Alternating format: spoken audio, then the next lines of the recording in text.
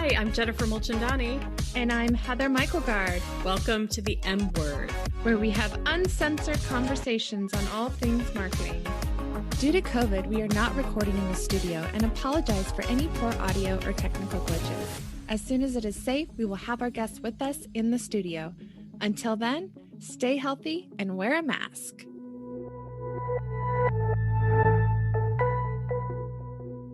Hello and welcome to the M Word. My name is Jennifer Mulchandani. And I'm Heather. And today we're talking to Dr. Natasha Ungerer with Clarendon Animal Care. Dr. Ungerer is a native of Western New York, and growing up, she always knew she wanted to be a veterinarian, and she still feels that was a great decision. Dr. Ungerer graduated from Sweet Briar College in Southwest Virginia and obtained her DMV degree from North Carolina University College of Veterinary Medicine. She met her business partner and CAC co-founder, Dr. Kayleen Gloor, when completing a one-year internship at a large emergency hospital in Gaithersburg, Maryland. Together, they co-founded Clarendon Animal Care in early 2015. Natasha credits CAC's steady growth to an awesome support team and the pet-loving Arlington community. Thanks for being here, Natasha. We're excited to talk to you. Thanks for having me. Great. Well, it sounds like you wanted to be a vet from a young age, but what made you open your very own business? Having worked in several practices over the years and seeing things done different ways, Kayleen and I felt like we were at the point where we had enough medical knowledge that we kind of wanted to experiment on our own with the organization side of things and jump into the running the business, which we had no idea what we were getting into at that point. And still feel like that some days, but really wanted to be able to run things our own way and set things up how we wanted to right from the get-go. Great. We're here to talk about as many M words as we can around marketing, and I know that's not your typical role. So how do you interface with the marketing of your business? Veterinarians, we get zero marketing training in school, obviously, but historically veterinarians, did zero marketing. Like even having your name in the phone book would be considered overzealous. Marketing in the veterinary field really has been pretty obscure until the last probably 5 to 10 years when it's obviously taken on a bigger role. Coming into it, we really didn't have a plan for marketing, which is actually why we had worked with Jennifer early on to set up a marketing plan and find out what we should be doing. But it's really evolved organically as we've grown. We don't have a super intentional marketing plan. It really stems from organizations we want to support, events that we want to be involved in, and client education. And we try to take it from there and use that sort of as a platform for marketing. Yeah, Natasha, I want to talk through the evolution of your business. And as you've learned more about marketing, what parts or aspects of it have you learned to appreciate or maybe interest you just as the owner watching it go on? What have you seen that you really like about marketing? Some of the client engagement, I think, especially with our social media page, which I think we have an amazing social media coordinator in-house who just has such a knack for it. And it's all so out of my wheelhouse. It's hard for me she comes up with these clever things. I really love seeing that and seeing how our clients engage with that. We've always looked at the social media stuff as being more for our existing clients and engaging with them rather than necessarily attracting new clients. But that part's really fun for me. And again, the education piece of it, because education is one of our core values. And so we like to use that as a kind of a starting point, I think, for a lot of our marketing material or marketing efforts, so to speak. Like when we were writing a weekly blog for All Now, it was all obviously very education based, but a good way to get our name out there. I love that you talk about you've got core values and your marketing kind of organically came out of that, education being one. What are your other core values? Excellence, kind of across the board, enthusiasm for our profession, for each other, for the work we do. I think it's pretty easy when you work with puppies and kittens, get to see these pets from the time they were puppies and growing up to be enthusiastic about it. But when you're in the daily grind of it, especially this last year, that's one that we find we're needing to intentionally revisit regularly. Accountability, so again, to ourselves and to our clients, and having a patient-centric focus. That we're a fear-free hospital, which means we're working towards really trying to provide an experience for our pets that isn't as scary as it always is. It's not scary, but we try to limit some of that fear in how we're handling them. We won't wrestle with an upset pet or an anxious pet. Like it's historically been the motto is just get it done. We try to take a different approach. I love that. And Natasha, just going back to the marketing for a minute, how do you decide where to put money into your marketing? Other than when we first had worked with Jennifer and had a plan for marketing, we had nothing. So we needed a starting point. We're going to try to do these couple events and we're going to do this blog. And we did have some more intentional strategy with it. Since then, it's really been mostly, again, supporting causes or groups that we're passionate about, like the Animal Welfare League of Arlington and supporting their causes. So trying to get our name out there as a sponsor for any of their programming. We always sponsor their walk for the animals, which is one of their big fundraising events. But a couple of our doctors that are really passionate about education have done one-on-one talks for the community through their channels. So it's a nice way to partner with an existing group in the community as well, I think. I mean, you touched on what we call cause marketing. It's connecting your business at a more fundamental level to making an impact in the community that transcends what you're selling. I've always been very appreciative of seeing how much you guys do invest. Can you share more about, because you mentioned AWLA, some of the other organizations that you're supporting and how a lot of businesses think I'm a this, so I am not in the business of giving to the community. I don't know how to do that. And I think you all have been very creative with some of your activities.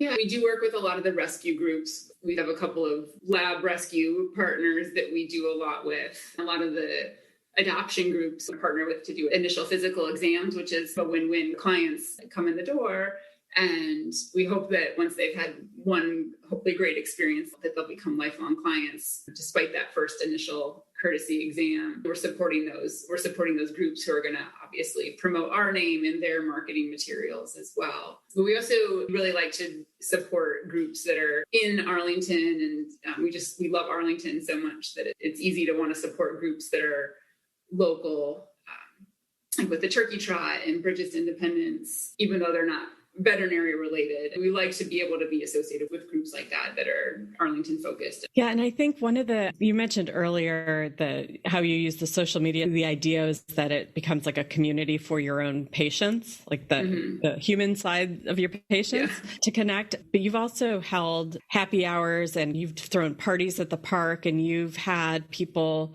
come into your offices for tours and behind the scenes looks. How do you characterize the importance of that type of opening your doors and creating a sense of community? Has that been an important part of building your business? I think it has. We don't think of it, again, probably just as veterinarians, we're conditioned to not think about marketing or not think of it as marketing. So even things like that, we don't necessarily, aside from the happy hours, but even those, we usually have a group that we're raising money for, the Welfare League of Arlington or one of the rescue partners. So for us, it's something that we just enjoy doing, or like having the Girl Scouts come in, or Lean's done talks at the library before on dentistry. Some of it's just stuff that we're nerdy about, and we like to get out there and share knowledge without the first thought being marketing. I think just probably, again, because of how we're ingrained in school and that marketing is usually not what we're thinking first and foremost. But I think that those things are probably some of the best things that we've been able to do to get our name out there, even though that wasn't necessarily the original intent. In a way, that makes it more authentic, right? Like you're being yourselves and you're doing things that just mattered to the culture that you were creating in your business. And it served a purpose of connecting you to people. So I think that's even better. So you said, I want to go back to, you said some of the things that you like to nerd out on, putting on that veterinarian hat. What about your practice gets you super excited? What do you wish you could talk to people about more or have people understand about taking care of animals? We're actually big dorks at heart when it comes to the medical stuff. And Kayleen and I will still get excited when we diagnose a weird case or something. And we've been doing it for 15 years. So I think that's one of my favorite things is that we do every day is different, even though a lot of it is routine, but there's always going to be something that keeps you on your toes, even after all this time. So that's one of the things that I really love about it from the medical sense. On the business side and the marketing side, I think that's kind of what keeps this fresh for us because it's not something that we get in school, and it's not something that we had to do when we were working for somebody else. It amazes me that we are where we are 6 years in, and it's kind of been fly by the seat of our pants. We have just fantastic clients, and we're able to connect with them probably on a more engaging level as far as what's going on with their pets medically and why heartworm preventative is important and why flea and tick prevention is important and why vaccines are important. A lot of the time it feels like seeing our team, I think what geeks me out the most is just seeing how some of our team members have grown with us and what they're now able to bring to the table as our business has grown from 4 employees to 50. So that's been really, that part is just super exciting to me. I think that's one of the things I'm most proud of is the growth of the team and the awesome people that we're able to attract now because we do have that solid base. That's a huge accomplishment. Natasha, talk to me about the last year. I'm curious about the impact of COVID. What did you see as far as business, and did clients stop coming in? Was it an increase? Yeah, so when things first shut down, remember it was a panicky week or two as we were trying to think, what are we going to have to close? What's going to happen? And then literally it was just craziness from probably the beginning of April on. And it wasn't just us, it's veterinarians across the country have just been swamped in a good way. It's not a complaint, but it was the opposite of what we had expected initially. And to me, it just shows what we already knew, which is that pets bring so much to the table and can be such a good support mechanism for us, and mental health and physical health. There's so many benefits of having a pet. So it's not surprising in hindsight, but it was a little bit surprising early on to see this big volume and all these new pets being adopted. I think as a profession, there was a lot of growth through COVID. Yeah, but didn't you also open a new location right in the start of this? We were already on track, so we couldn't really slow things down. And we were fortunate to be able to open in early June without really any significant delays. And it was really a blessing that we had the second location in the works because of the volume of new pets coming in. We were able to accommodate that extra volume. We feel like that was a blessing, and we were able to offer a service to a lot of community pets. Somehow, not most general practitioners, but a lot of the emergency hospitals have been just at capacity, so haven't been able to take sick pets in, and we felt like it was really great to have a little bit of an overflow to be able to do that. Now, one of the things I think people would be curious to hear is, so your first location, it's in the heart of the Clarendon neighborhood in Arlington. So you became Clarendon Animal Care. And then your second location is along the Columbia Pike near Penrose Square. Was it a struggle for you? Were you worried at all about having a name Clarendon outside of a Clarendon area? Yeah, it's definitely a conversation that we went back and forth on, got a lot of opinions. And at the end of the day, we just decided that we really liked Clarendon Animal Care, and we had a solid reputation to step off from with that. We feel like if we changed the name that we might have lost some of that connection with our existing location. At the end of the day, it was a close call, but we're glad we kept it just from a unifying and simplicity standpoint. We really do envision them as we're one hospital with 2 locations. All of our records are merged. Some of our staff goes back and forth. So at the end of the day, it was definitely the right decision. It creates some confusion. The occasional client shows up at the wrong location, or things get shipped to the wrong location or billed to the wrong location. But I think that the benefits outweigh the alternative. Natasha, is there anything new or different you want to try this year, either with marketing or business? Anything you haven't done before? Oh, there's always more. I'm looking forward to hopefully being able to get back out into the community a little bit and have open our doors up. Yesterday was actually the first day that we officially opened up our lobby at our main location for clients to come in for appointments. So that was really exciting. But like we talked about earlier, we do like being out in the community and engaged with our focus on education. We'd like to be able to have Girl Scout troops come back in and just be able to have people in the office and us to be able to be out and about in the community more. That's great. One of the questions we always ask guests is, who do you look to? What sources do you look to as inspiration, whether for marketing or just even as a business owner? How are you getting your cup filled or your continuing education on the business side of things? I think it comes from all directions at this point. Sometimes it's a weekly newsletter that I might delete every week, but something catches my eye in the subject and I'll pop into that. Our practice manager gets the Harvard Business Review, which I always feel really guilty when I see it come in and hand it over to her that I'm not reading it, but something might catch my eye there. One of our biggest resources, I think, is a management group I'm in, and it's 20 hospitals from across the country, similarly sized, all privately owned. They're a huge resource for me as far as, how are you guys handling this? Or who did you use to update your website? Or how are you tackling this specific problem?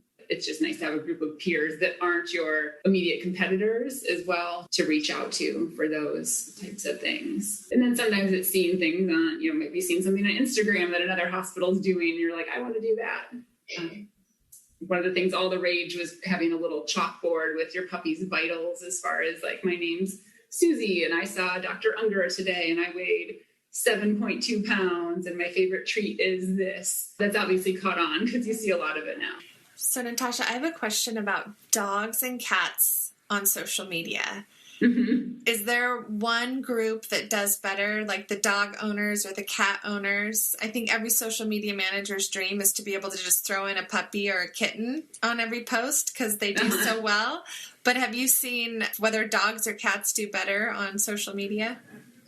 That's a good question. I feel like I would say cats just because cat followers are so loyal. But obviously there's more dog, like we're 75% dogs and 25% cats as far as like our patient breakdown. I don't know. I'm a dog person, so it's still hard. It's hard to beat the dogs for me, but I think cats are just so funny. And I think we should tell our listeners too. So you have Clarendon Animal Care has great social media, but then your clinic cat has their own social media account, which is hilarious. Yes, I think it's Clarendon Gremlin Care now. Yes. After Tommy Lee Jones passed. But that's right. Bam Bam is pretty entertaining as well. That's right. And I think everybody should follow those accounts. It's hilarious. You're now, you said 5 years into your business? 6, yeah. 6 years into your business. A lot of water under the bridge, as they say. If you could go back to that formulating day when you were launching your business, go back to day one, what would you tell yourself? Probably should have thought of an answer for that earlier on. Probably just be ready, have to maybe go with the punches a little bit more. I think there's so many things you just aren't prepared for, or that we're not prepared for in our profession coming into it, as far as going from working as a veterinarian, prescribing, diagnosing, treating, to managing people. I suspect that that's the case in any small business or any business at all. But I would have maybe liked to have read a few more of those articles beforehand. So Natasha, if our listeners are local and have pets, where can they find you? And if they're not, but want to follow some of your Instagram accounts, how do they find you guys? So our website is ClarendonAnimalCare.com. It is also our Instagram handle. Our clinic cat, Bam, who is a naked munchkin cat, is at Clarendon Gremlin Care, because he definitely looks like a gremlin.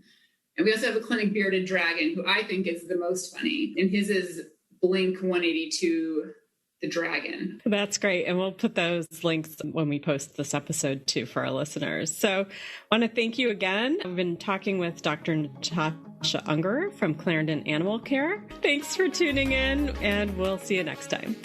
Bye. Thanks, guys.